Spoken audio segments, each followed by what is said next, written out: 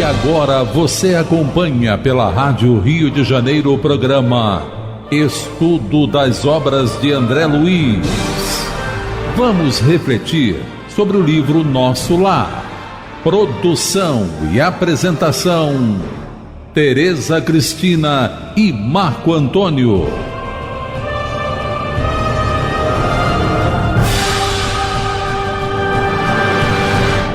Olá, caros ouvintes da Rádio Rio de Janeiro. Estamos começando mais um programa do estudo das obras de André Luiz.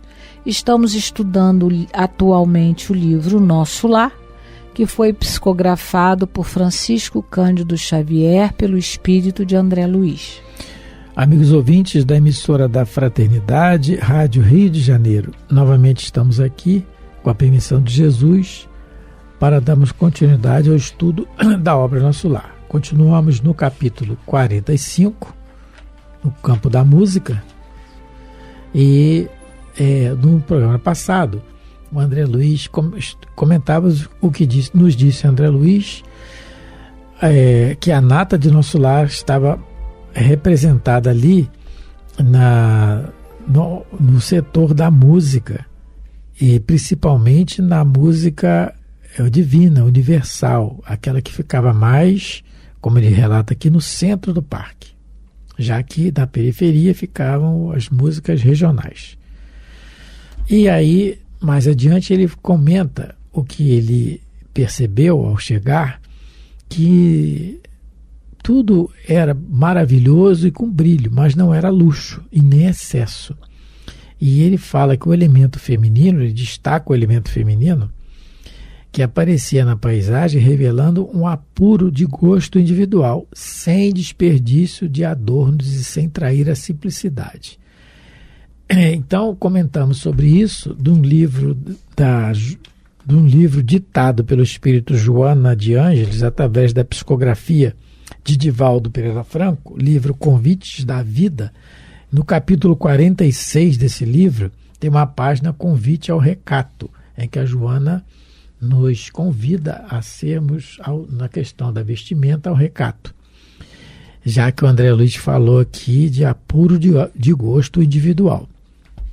Comentamos sobre isso e eu não falei, mas eu vou aproveitar e falar agora, porque ela fala sem desperdícios de adornos e sem trair a simplicidade, né?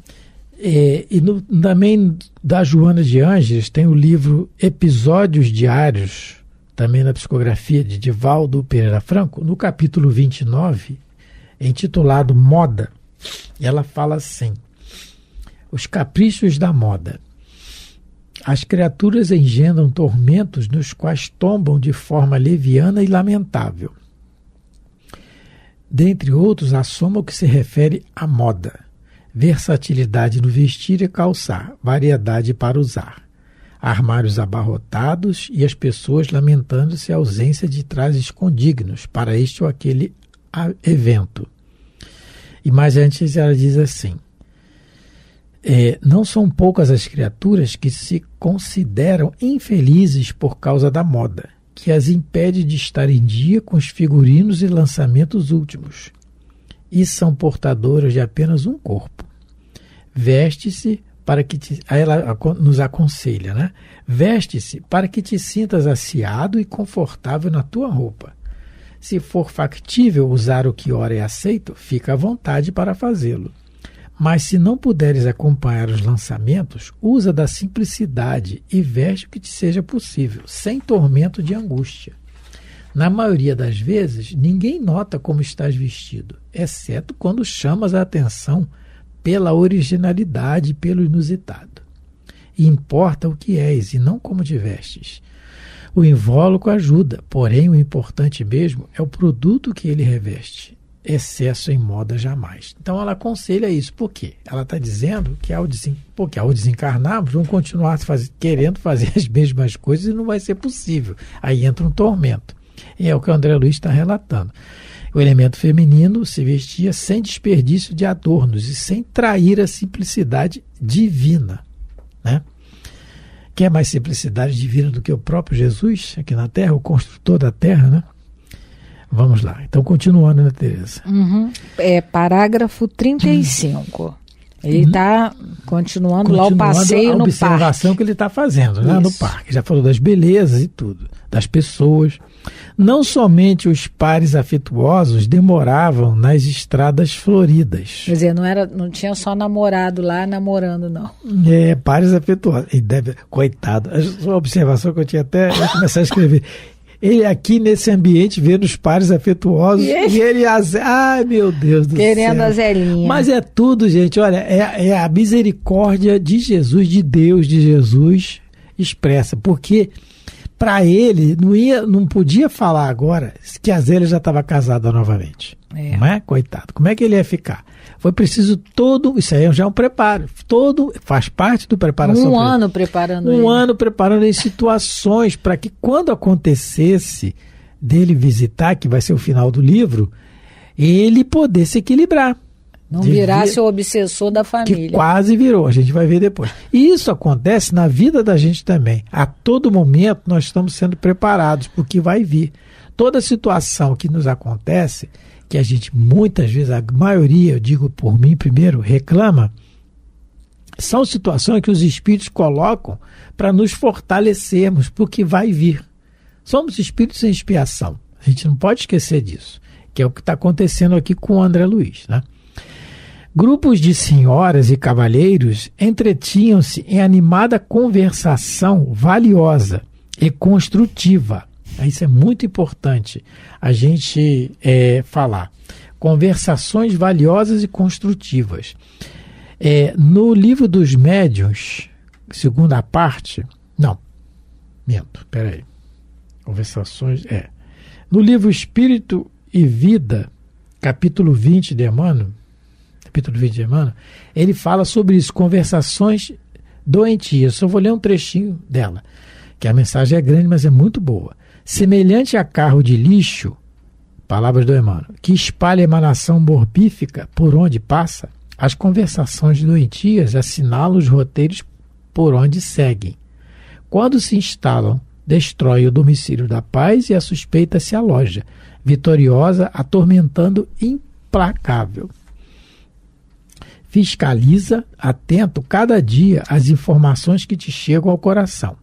Se te conduzem vinagre sobre a honra alheia e apresentam as feridas dos outros à tua observação, procura os recursos da oração e da piedade, e sempre disporás de bens para não caíres no fascínio negativo das sugestões do mal, renovando todas as expressões com a mente em Jesus.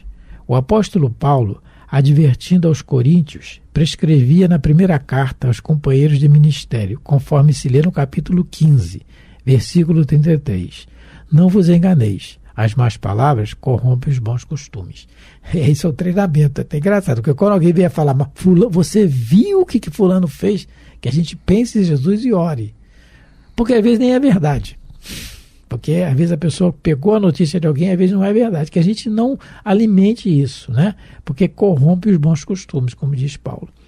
Então o André Luiz está observando aqui conversação valiosa e construtiva. Não obstante, sentir-me sinceramente humilhado pela minha insignificância ante aquela aglomeração seletíssima, experimentava a mensagem silenciosa de simpatia no olhar de quantos me afrontavam. Gente, me defrontavam. Desculpa, me defrontavam. Defrontavam. Gente, a gente lembra, e Divaldo já falou isso, e tivemos outras informações também, que André Luiz foi Carlos Chagas. A gente já falou isso em programas anteriores. Quem pegar a vida de Carlos Chagas aqui, né, um grande pesquisador científico, ele deixou um legado para a ciência, muito importante. O Einstein, quando veio ao Brasil, foi para vê-lo. Quem recebeu ele, o Einstein, foi o Carlos Chagas, e o André Luiz. Então, não era qualquer um, muito inteligente. E ele está dizendo aqui que se sentia humilhado pela insignificância dele perante aquela aglomeração seletíssima. Isso é muito bom, porque é o orgulho que vai se quebrando aos poucos. Você acha que você é o rei da... Como diz um ditado, o rei da cocada preta, né, que falava, nem sei como é que fala isso. Bom, você se achava o dono da bola. E não é bem assim que a gente é. Quando acontecerem as oportunidades de ter alguém que sabe mais do que nós, que a gente se reconheça. Ele já falou isso antes, só que aqui ele está num ambiente, como ele diz, a nata de nosso lar. Do bom senso, da inteligência, e ele não era qualquer um, e ele está se sentindo humilhado. Evangelho segundo o Espiritismo, missão do homem inteligente na Terra. Qual é a missão? E uma coisa interessante é que ele, apesar disso, ele não viu o olhar recriminatório em ninguém. Não é? Ele diz aqui que ele experimentava a mensagem silenciosa de simpatia no olhar de quantos me defrontavam. Quer dizer, ele não viu ninguém condenando ele, ou recriminando ele, ou tentando rebaixá-lo, né? Colocá-lo, enquadrá-lo lá na situação de pouca evolução ainda, jamais. Ele não vê isso. Isso o admira, né? Ele fica admirado com isso. Por quê? Será que ele, enquanto encarnado, ele agiu dessa maneira? Exatamente. Provavelmente não. Voltei. Por isso ele está tocando isso aqui pra gente. Exatamente. Provavelmente ele olhava para as pessoas, ele mesmo fala que algumas pessoas ele atendeu sabe, só para se ver livre, não é? Ele não tinha, ele fazia, infelizmente, acepção de pessoas. E nós temos que pedir a Deus forças para não continuar fazendo isso, que com certeza fazemos também. A gente, infelizmente, ainda costuma tratar as pessoas de acordo com a sua posição social. A gente muda o nosso discurso na frente de pessoas que, pela sociedade, são colocadas num pedestal. E a gente tem outro discurso por uma pessoa, vamos dizer assim, socialmente não tem uma elevação. Então, que Deus nos ajude para que a gente aprenda a combater isso dentro da gente. E não olhe as pessoas e não haja de acordo com o que a gente acha que a pessoa merece, porque todo mundo é filho de Deus. Aqui na Terra todo mundo tem defeito, cada um numa área, mas todo mundo tem. Nós somos iguaizinhos. Se estamos encarnados aqui num momento como esse, todos temos lá nossas dificuldades. A diferença é que uns estão se esforçando para sair da loucura, como diz Dr. Bezerra, e outros estão gostando de ficar na loucura. Conforme a Teresa está falando, se ele tivesse tido um comportamento diferente aqui na Terra, ele não se sentiria humilhado. Tanto que ele está se sentindo. Livro Céu e Inferno, Espíritos Felizes, a Condessa Paula, ela rica, bonita, de estirpe, de família, tinha o título, tinha tudo. E está em Espíritos Felizes. Ela relata que para estar na condição que ela está, ela passou várias existências na humilhação, se resignando e com muito sofrimento, porque ela passou pela prova da riqueza, da beleza e do poder. E passou bem. Então, é diferente. O André Luiz tinha inteligência, tinha o poder, não era rico assim, mas tinha recursos, mas não usou dessa humildade. Então, isso aí é o treinamento, porque ele vai reencarnar de novo, são treinamentos que nós vamos receber sempre. Vai reencarnar de novo, às vezes em condições, e para provar para ele mesmo, em condições favoráveis, para provar para ele mesmo que ele conseguiu ultrapassar. Por quê? Quanto mais inteligência a gente vai adquirindo, mais é o nosso dever, a nossa dívida com o próximo. Como diz aqui o Espírito Ferdinando, no Evangelho segundo o Espiritismo, capítulo 7, item 13, que é a missão do homem inteligente na Terra, que nós podemos desenvolver as inteligências retardatárias e conduzi-las a ele. Essa é a missão. Desenvolver outras inteligências e conduzir a elas a Deus. Conduzir a Jesus, né? Essa é a missão. Para isso, a gente tem que exercitar o que o André Luiz está exercitando aqui. Aí ele continua, né? Ouvia frases soltas relativamente aos círculos carnais. E, contudo, em nenhuma palestra notei o mais ligeiro laivo de malícia ou de acusação aos homens, que é o que a gente leu das conversações doentias em que o Emmanuel fala da carta de Paulo aos Coríntios, do capítulo 15. Não vos enganeis, as más palavras corrompem os bons costumes. Porque ele está notando a diferença, porque o que a gente faz enquanto encarnado é justamente isso, se juntar para falar mal de alguém, né? Ou para acusar alguém. Dificilmente nas nossas conversações o assunto é de elevação, né? O assunto é para parabenizar alguém, elogiar alguém. Infelizmente, a gente ainda tem esse sentimento de inveja muito forte dentro da gente, né? De orgulho muito grande, e a gente não admite o êxito do outro. A gente tem que se esforçar muito para domar essa tendência equivocada que a gente traz de muitas encarnações, de quando conversa com um grupo de amigos, ou é para falar mal do outro, ou é para acusar alguém, justamente o que ele não está vendo lá nesse parque. Ele escutou algumas conversas e ele não notou o mais ligeiro laivo de malícia ou de acusação ao ser humano. E olha que estão na guerra. Esse encontro aqui é uma época de guerra. Eles podiam estar falando mal do Hitler, falando mal de Mussolini, falando mal lá de todo mundo que está na guerra, né? Dos japoneses, criticando, mas ele não escutou nenhum comentário de acusação. Com certeza, ele devia estar escutando, era comentários de piedade quanto ao nosso comportamento. Eu vou ler só mais um trechinho, porque tem uma página aqui do Emmanuel também, muito interessante, que encaixa bem nesse raciocínio.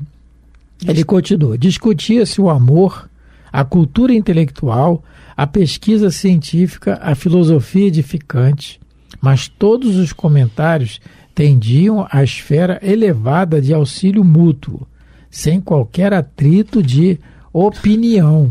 Então, olha o tipo de conversa. Discutia-se a cultura intelectual, pesquisa, tudo que nos eleva. Tudo que nos eleva, né? E tudo para ajudar, né? Ele se sentiu humilhado, porque realmente ele não estava acostumado com isso. E aí, no livro Caminho, Verdade e Vida, na psicografia também do Chico, ditado pelo Emmanuel, ele comenta uma carta de Paulo aos Efésios, dizendo assim: não saia da vossa boca nenhuma palavra torpe, mas só a que for boa para promover a edificação, para que dê graças aos que ouvem. Ai, meu Deus, vamos chegar lá um dia. Sair da nossa boca só palavra que se edifica.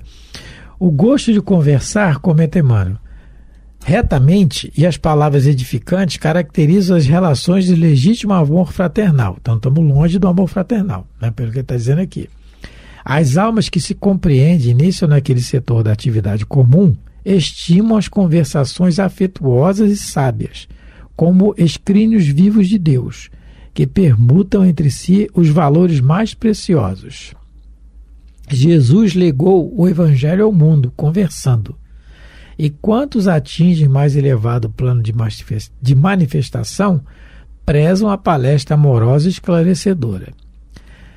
Pela perda do gosto de conversar com alguém, pode o homem avaliar se está caindo ou se o amigo estaciona em desvios inesperados. Conversar é possibilidade sublime. Não relaxes, pois essa concessão do Altíssimo, porque pela tua conversação serás conhecido. E a gente tem no livro Entre a Terra e o Céu, também na psicografia do Chico, no capítulo 22, ditado pelo próprio André Luiz, e dito pela irmã Clara, o personagem do livro. Ela trabalha num setor do plano espiritual que cuida de crianças, e ela fala que lá tem o curso sobre a voz. Muito interessante, se alguém quiser pesquisar. É capítulo 22, Entre a Terra e o Céu. É um curso sobre voz, que ela explica que o verbo que a gente fala, a palavra, é sempre uma descarga eletromagnética. E quando estamos com cólera, imagina o que nos sai, né? Então, a importância da voz no serviço da palavra, como a gente fala, o jeito que a gente fala, né? É muito interessante isso. No livro, também no livro No Mundo Maior, o Calderaro vai falar para o André Luiz, no capítulo 3, vai falar sobre a questão da conversa. O capítulo 3, ele fala assim: não disponho de muito tempo para discretear de matéria estranha aos meus serviços. Todavia, lidaremos juntos, convictos de que, trabalhando nas boas obras, aprenderemos sempre a ciência da elevação. Sorriu fraternal e rematou: o verbo gasto em serviços do bem é cimento divino para realizações imorredouras. Conversaremos, pois, servindo nossos semelhantes de modo substancial, e nosso lucro será crescente. Então, o Calderaro diz para ele que quando a gente conversa assuntos elevados e no trabalho, né, do bem, a gente está realmente, como ele diz aqui, está cimentando, né, o cimento divino para realizações imorredouras. Então a conversa também é trabalho. Dependendo do que você converse, você também no assunto que você está tratando, você está trabalhando, você está edificando no outro noções, às vezes, seja do que for, do que ele não conheça, não saiba. Então, o Calderaro fala isso no livro, né? No livro No Mundo Maior. No Mundo Maior. E ele, em outras situações, vai falar também que conversar é trabalhar, mas não essa conversa de crítica, de falar mal dos outros, de maledicência, nada disso. É a conversa construtiva. É essa conversa aqui que ele estava vendo aqui, que ninguém estava acusando ninguém, e todo mundo tentava ajudar. A conversa era para ajudar, não para rebaixar ou denegrir quem quer que seja. Exatamente. Inclusive, dá tempo ainda de falar, tem uma história, a questão da conversa e da palavra. Está falando de conversa, mas a palavra, como a gente usa, né? É que Jesus falou: se o teu olho for motivo de escândalo, arrancam, né? E nessa questão das reencarnações, o que a gente vai usar, o que a gente vai falar, às vezes uma coisa, uma fofoca. Ah, mas é verdade, eu tenho que falar. Nem sempre, né? A gente tem o caso do Divaldo, da freira do Divaldo, da irmã mais velha dele, que uma amiga foi falar para ela que o marido a estava traindo. Ela foi beber o veneno, tomou o veneno e suicidou. E aí o Divaldo fala depois que essa amiga dela vai vir com problema na fala. Porque o que ela usou, como ela usou, mas era verdade. E daí? Nem todo mundo está preparado para a verdade, mas para a consolação. Isso. Não é? Então, isso aí é um relato que o Divaldo tem em algumas palestras dele.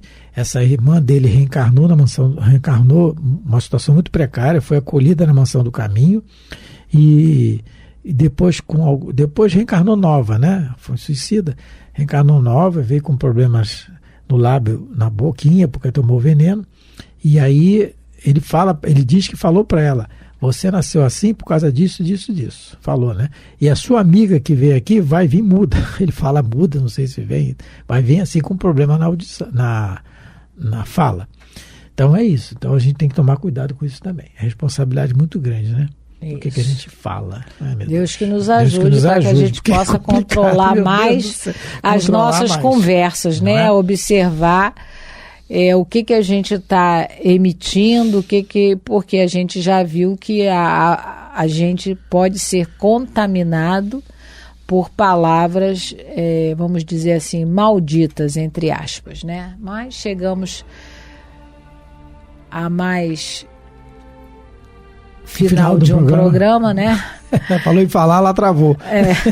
Deus nos ajude, que Deus, nosso Pai, Jesus, nosso irmão maior e os bons espíritos possam conceder-nos paz, tranquilidade, nos ajudar na nossa caminhada. Muita paz de Jesus a todos. Muito obrigado pela atenção, pelo carinho, pela paciência de nos ouvir. Fiquem com Deus.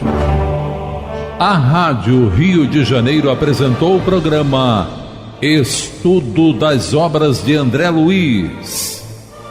Produção e apresentação: Tereza Cristina e Marco Antônio.